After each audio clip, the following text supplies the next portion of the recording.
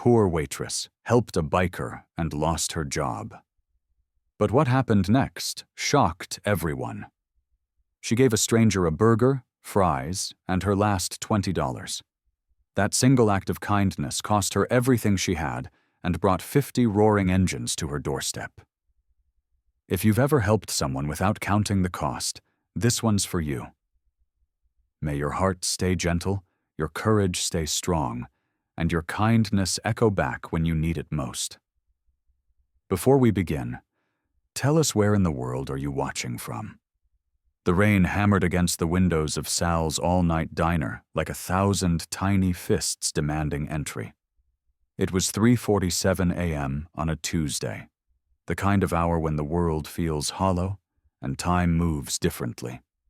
Sarah Martinez wiped down the counter for the third time, watching the neon open sign flicker and buzz, casting pink shadows across the empty booths. She'd worked this shift for 2 years straight. Single mother to a 6-year-old boy named Miguel, living in a studio apartment 3 blocks away, surviving on tips that barely covered rent and the medical bills that kept piling up from Miguel's asthma treatments. Her feet ached in shoes held together with superglue. Her uniform was faded from too many washes. But she showed up. Every night. Because that's what you do when someone depends on you. The bell above the door chimed. Sarah looked up, and her hand instinctively went to the panic button under the counter. A man stumbled in, leather vest soaked through, face pale as moonlight. His Hell's Angels patch was visible even through the rain damage. Blood seeped through a makeshift bandage on his arm, and he was shaking. Not from cold, but from something worse. He collapsed into the nearest booth, breathing hard. Sarah's manager, Frank Delgado, emerged from the back office, took one look at the biker, and his face hardened. "We don't serve his kind here," Frank said flatly. "Tell him to leave." Sarah looked at the man.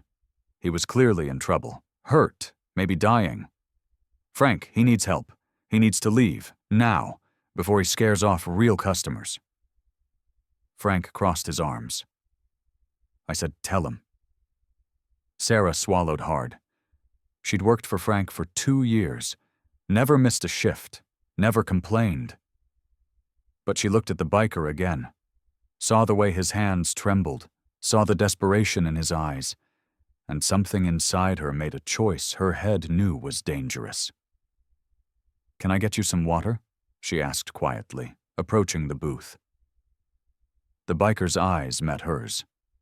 Gratitude mixed with warning. "You don't want to get involved, miss. I'm in some trouble. Bad people looking for me.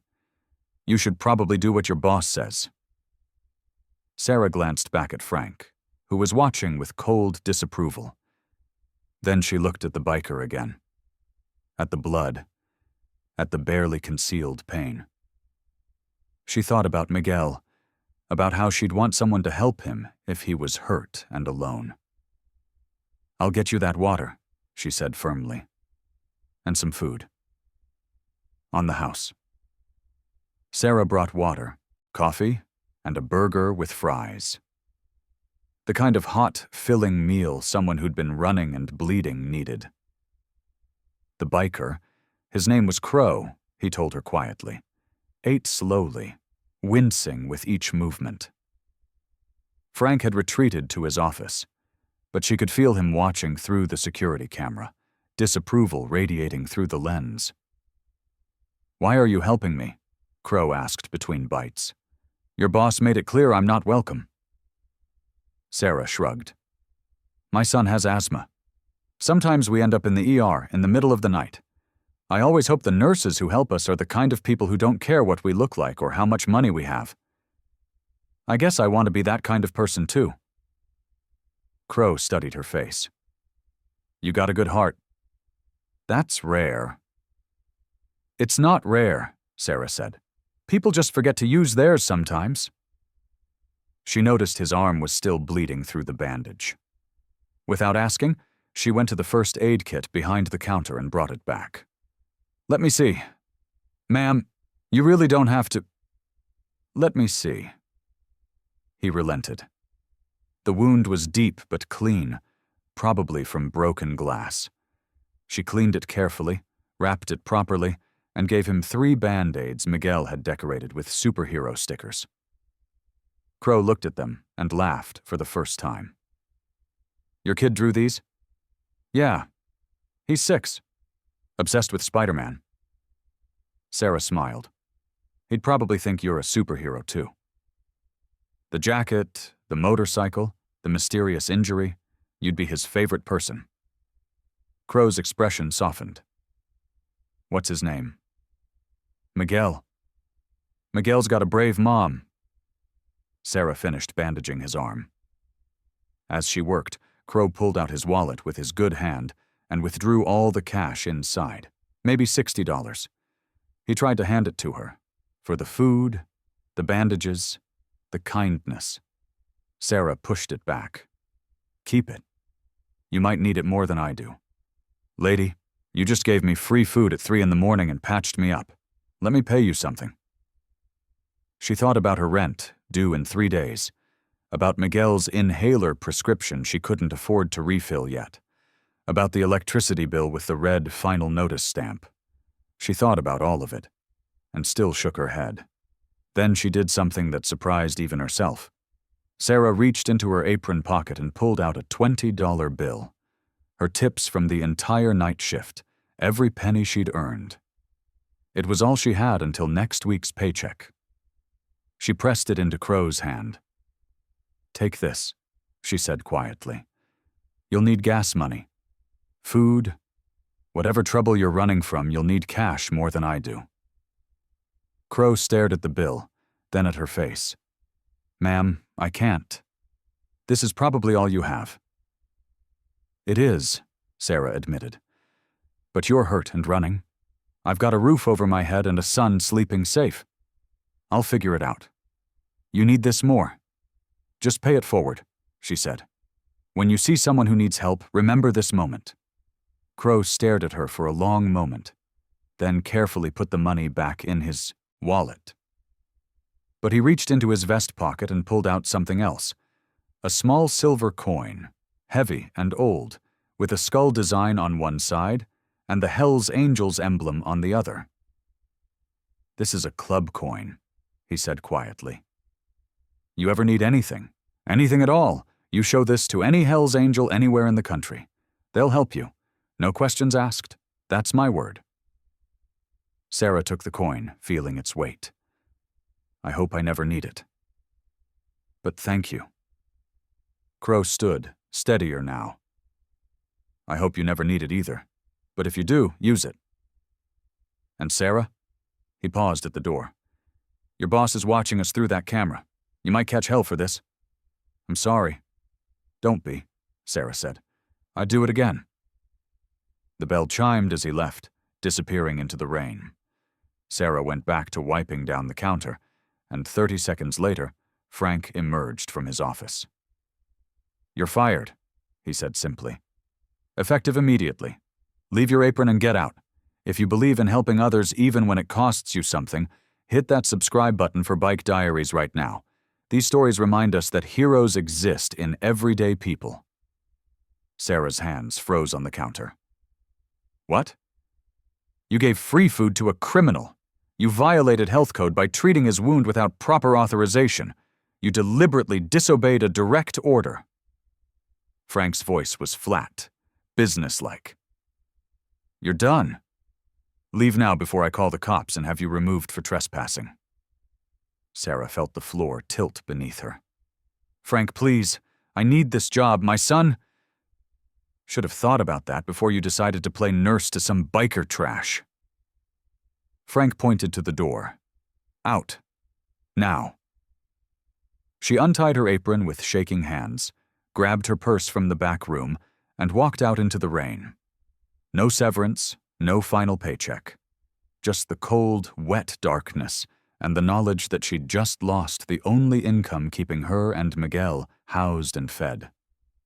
Sarah walked home in the rain, every step heavier than the last.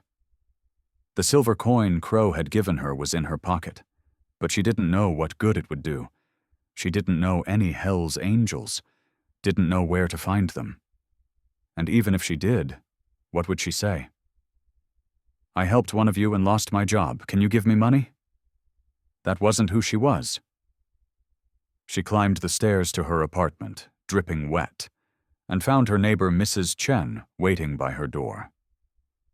Mrs. Chen babysat Miguel on Sarah's night shifts, had for 2 years, never charging more than $20 because she understood struggling alone. How was work? Mrs. Chen asked, then saw Sarah's face. Oh no. What happened? Sarah started to answer and burst into tears instead. Mrs. Chen guided her inside, sat her down at the tiny kitchen table, and made tea while Sarah told her everything. The biker, the bandages, Frank's cold dismissal, the terrifying math of bills she could no longer pay. You did the right thing, Mrs. Chen said firmly. That man could have died. But Miguel, Sarah whispered, looking at her son asleep on the couch, his small chest rising and falling with the familiar wheeze she knew meant his inhaler was running low. What do I do now? Mrs. Chen squeezed her hand. You've never asked for help before. Maybe it's time. Sarah looked at the silver coin on the table, gleaming under the kitchen light. She'd never felt more lost in her life. The next morning, Sarah woke up to Miguel's voice. Mama, there's motorcycles outside. Lots of them. She stumbled to the window, still groggy from crying herself to sleep at dawn, and her heart stopped. The entire street was lined with motorcycles. Not 5 or 10, at least 50, maybe more. Hell's Angels, all of them, sitting quietly on their bikes, engines off, just waiting. Sarah grabbed the silver coin and ran outside in her pajamas, Miguel trailing behind her. The bikers turned to look at her as one, and from the center of the group, Crow stepped forward. He was clean, bandaged properly now, his arm in a professional sling. Beside him stood an older man, tall and broad, with a gray beard and eyes that had seen 1,000 roads. Sarah, Crow said, this is Reaper. He's the president of our chapter. Reaper stepped forward, his voice gravelly but warm. Crow told us what you did for him, how you lost your job for showing basic human decency. He looked around at his brothers. We don't let that stand. I don't understand, Sarah said, clutching the coin. You helped one of ours when he was dying, Reaper said. You asked for nothing, expected nothing, lost everything. He pulled an envelope from his vest. This is from the club. 3 months' rent. Paid directly to your landlord. Medical bills for your son. Covered. And this. He handed her a second envelope. A job offer. We own a restaurant downtown. Good pay. Day shift so you can be home with Miguel at night. Health insurance included. Sarah opened the envelope with shaking hands. The job offer was real, typed on official letterhead, with a salary that was double what Frank had paid her. I can't accept this. It's too much. If this story is giving you hope, don't keep scrolling without hitting subscribe for Bike Diaries. Your support helps us share more stories about kindness coming back when it matters most. You can and you will, Crow said. You saved my life. This is how we say thank you. But I didn't do anything special. You treated me like a human being, Crow interrupted. You risked your job, lost your job, for a stranger. He gestured to the 50 bikers surrounding them. Every man here would ride 1,000 miles to protect someone who did that. That's the code. That's family. Miguel tugged on Sarah's sleeve. Mama, are these the superheroes I told you about? Sarah knelt down, tears streaming down her face. Yeah, baby. They are. Reaper smiled. There's one more thing. We had a conversation with your former boss this morning. Very polite conversation. He's decided to pay you your last paycheck, your back wages for him, overtime he never paid, and a small settlement for wrongful termination. Should arrive by certified mail today. Sarah's voice broke. "Why are you doing this? Because that coin you're holding means something," Reaper said. "It means you're under our protection now. You're family. And we take care of family." The bikers revved their engines once in unison, a thunderous salute that echoed down the block, then slowly rode away, leaving Sarah standing in the street with Miguel, holding envelopes that would change their lives. Mrs. Chen appeared on the porch, watching the last motorcycle disappear around the corner. "I told you," she said quietly. "You've never asked for help before." But when you did, the universe answered. Sarah started at the restaurant the following Monday. The place was called Rosie's Kitchen, a bright, clean establishment with red vinyl booths and a jukebox in the corner playing Motown hits. The owner, a woman named Rosie who was Crow's aunt, showed Sarah around with patient kindness. "You come recommended by my nephew and the whole club," Rosie said. "That means something here. You work hard, you treat customers with respect, you'll do just fine." The other waitresses welcomed her warmly.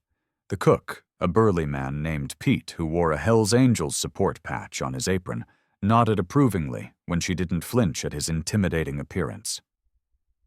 "You'll fit right in," he rumbled. Sarah worked the morning shift, 7 to 3, which meant she was home when Miguel got out of school. The tips were good, the atmosphere was kind, and nobody looked down on her for being a single mother barely scraping by. For the first time in years, she felt like she could breathe. 2 weeks into the job, Frank Delgado walked into Rosie's kitchen during lunch rush. Sarah froze when she saw him. He looked smaller somehow, diminished, his usual swagger replaced by something that looked like shame. He sat at the counter, and Rosie shot Sarah a questioning look. Sarah nodded. "I'll handle it." She approached with a pad and pen. "What can I get you?" Frank didn't look at her. Coffee, black.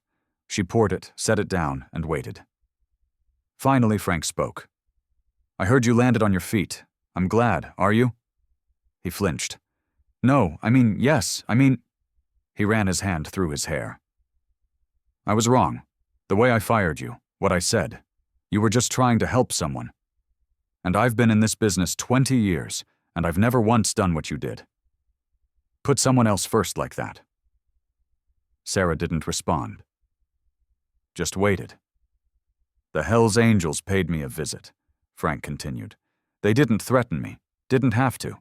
They just asked questions about how I treat my employees, about whether I pay overtime, about what kind of man fires someone for showing compassion."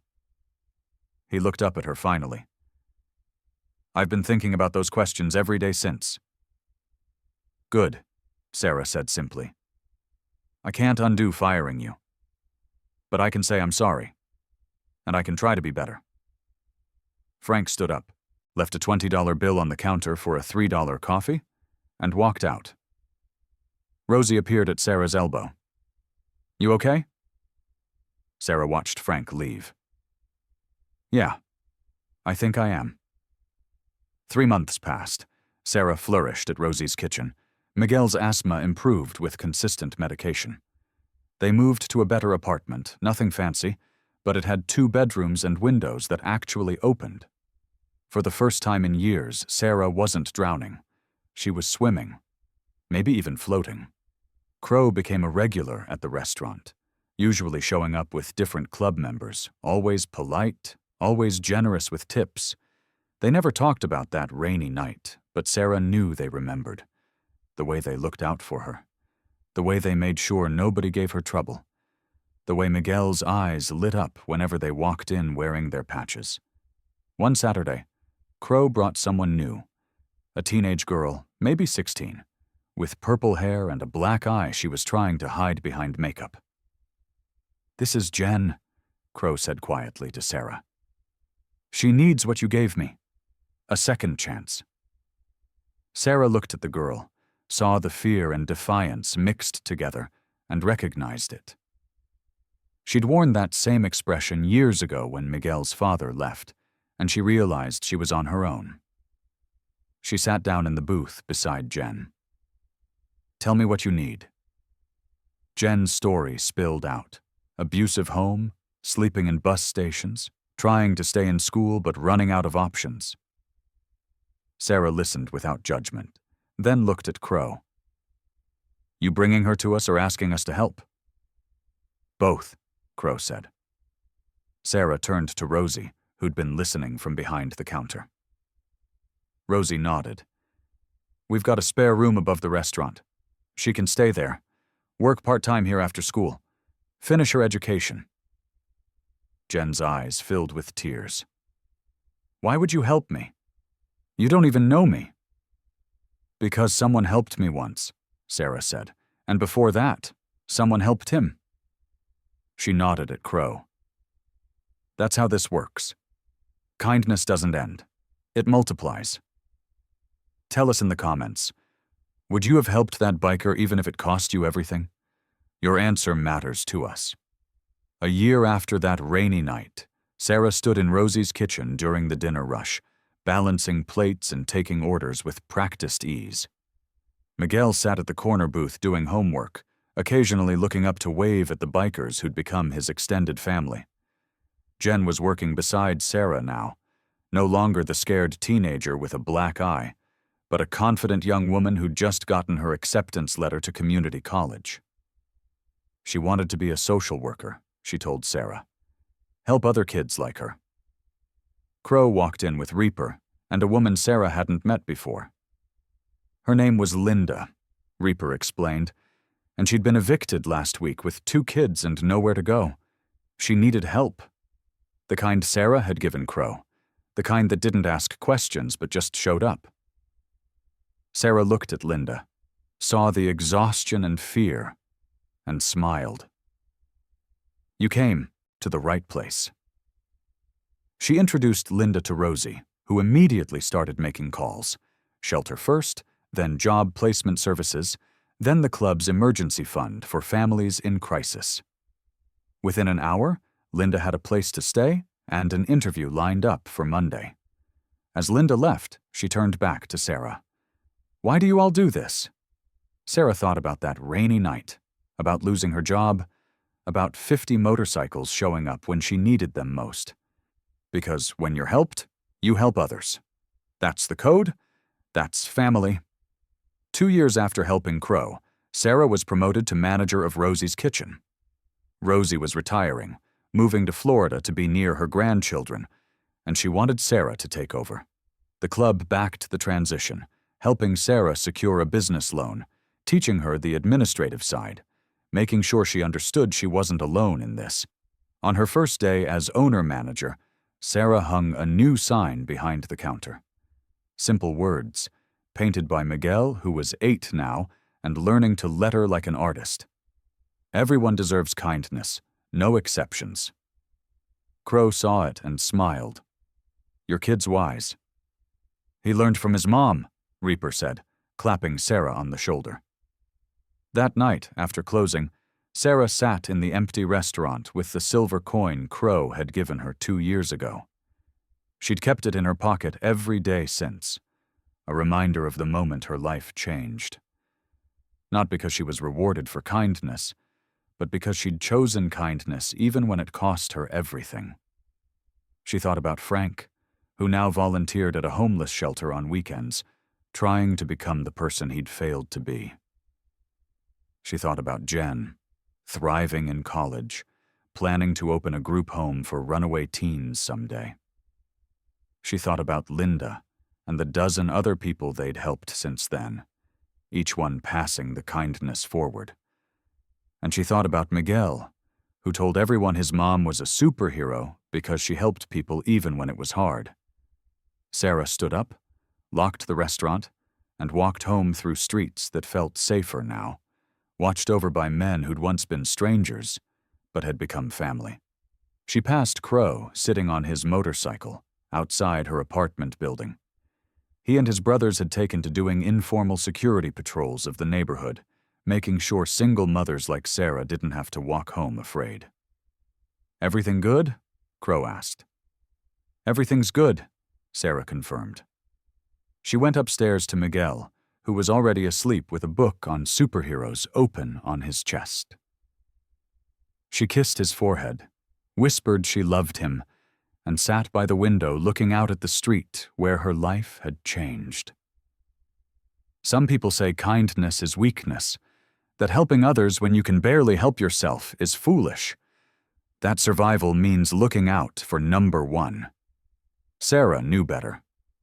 She'd learned that kindness is the strongest thing a person can choose, especially when it costs them everything. Because kindness doesn't end where it's given. It echoes forward, multiplying, creating ripples that turn into waves that lift everyone higher. She'd given a stranger water and bandages, lost her job, lost her security. And in return, she'd gained a family she didn't know existed, a restaurant that fed not just bodies but souls, and the knowledge that she'd raised a son who understood that real superheroes don't wear capes. They wear aprons. They show up at 3 a.m. They help when it costs them everything. And sometimes, if you're lucky, 50 engines roar down your street to remind you that you're not alone, that kindness matters, that the world still has heroes who answer when the helpless call out in the dark. If this story reminded you that kindness always comes back, that helping others is never wasted, please subscribe to Bike Diaries, share this video, and tell someone today that their kindness matters. We all have the power to be someone's miracle. We just have to choose to show up. Thank you for watching. Be kind, be brave, be the person who helps even when it costs everything, because that's how we change the world. One plate of eggs at a time, one bandage at a time, one moment of courage at a time. And remember, you're never as alone as you think. Sometimes family shows up on 50 motorcycles, and sometimes it shows up in a diner at 3 a.m. in the rain. But it always shows up when kindness calls its name.